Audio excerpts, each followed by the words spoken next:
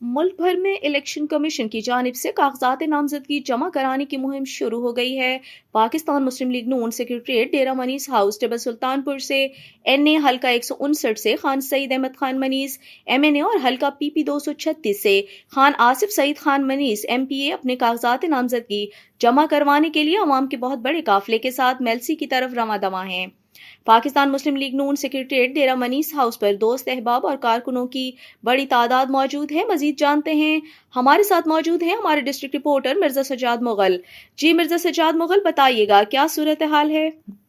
جی بالکل، ملک بھر میں الیکشن کمیشن کی جانب سے کاغذات نامزدگی جمع کروانے کی مہم جاری ہے۔ پاکستان مسلم لیگ نون سیکریٹریٹ ڈیرہ منیز ہاؤس ٹیبہ سلطان پور سے بھی این اے حلقہ 159 سے سعید احمد خان منیز، پی پی 236 حلقہ سے آصف سعید خان منیز بھی اپنے کاغذاتی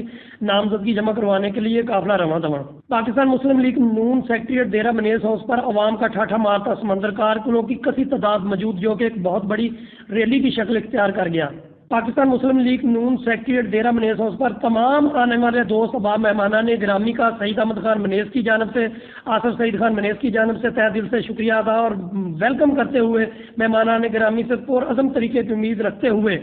عوام کا ٹھاٹھا مارتا سمندر بہت بڑے قافلے کے ساتھ کاغذات نامزدگی جمع کروانے کے لیے آصف سعید خان منیز اور سعید احمد خان منیز صاحب میلسی کے لیے روانہ ہو چکے ہیں۔ روانہ ہونے سے پہلے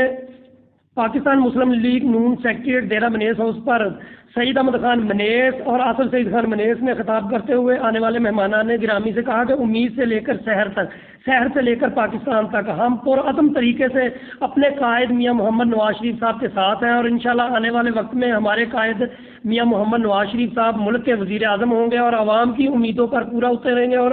عوام کی ہر امنگ پوری کرنے میں اہم کردار ادا کریں گے۔ جی